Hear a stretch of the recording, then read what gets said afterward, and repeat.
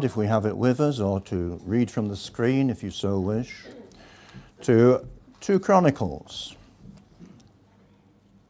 and chapter 33.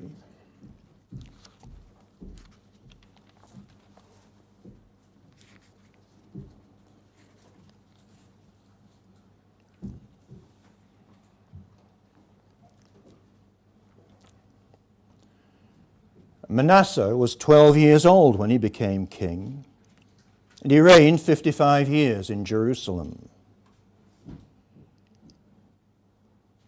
But he did evil in the sight of the Lord, according to the abominations of the nations whom the Lord had cast out before the children of Israel. For he rebuilt the high places which Hezekiah his father had broken down. He raised up altars for the Baals and made wooden images. And he worshipped all the host of heaven and served them. He also built altars in the house of the Lord, of which the Lord had said, "In Jerusalem shall my name be forever." And he built altars for all the host of heaven in the 2 courts of the house of the Lord. Also he caused his sons to pass through the fire in the valley of the son of Hinnom.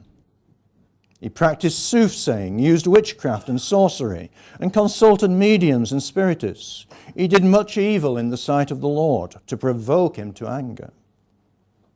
He even set a carved image, the idol which he had made in the house of God, of which God had said to David and to Solomon his son, "In this house and in Jerusalem, which I have chosen out of all the tribes of Israel, I will put my name forever. And I will not again remove the foot of Israel from the land which I have appointed for your fathers, only if they are careful to do all that I have commanded them, according to the whole law and the statutes and the ordinances, by the hand of Moses." So Manasseh seduced Judah and the inhabitants of Jerusalem to do more evil than the nations whom the Lord had destroyed before the children of Israel.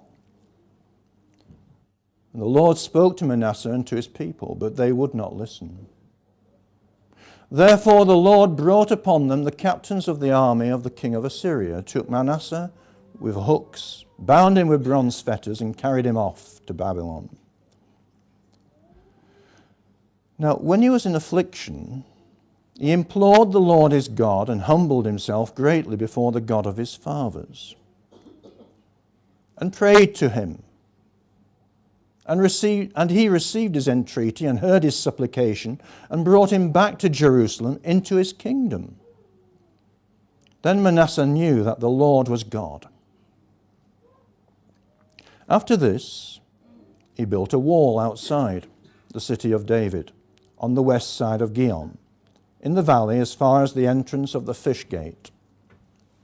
And it enclosed Ophel, and he raised it to a very great height. Then he put military captains in all the fortified cities of Judah. He took away the foreign gods and the idol from the house of the Lord, and all the altars that he'd built in the mount of the house of the Lord and in Jerusalem, and he cast them out of the city. He also repaired the altar of the Lord, sacrificed peace offerings and thanks offerings on it, and commanded Judah to serve the Lord God of Israel. Nevertheless, the people still sacrificed on high places, but only to the Lord their God. Now, the rest of the acts of Manasseh is prayer to his God and the words of the seers who spoke to him in the name of the Lord God of Israel. Indeed, they are written in the book of the kings of Israel. Also his prayer and how God received his entreaty, and all his sin and trespass, and the sites where he built high places and set up wooden images and carved images before he was humbled. Indeed, they are written among the sayings of Hosea. So Manasseh rested with his father, and they buried him in his own house. Then his son Amon reigned in his place. We'll stop there.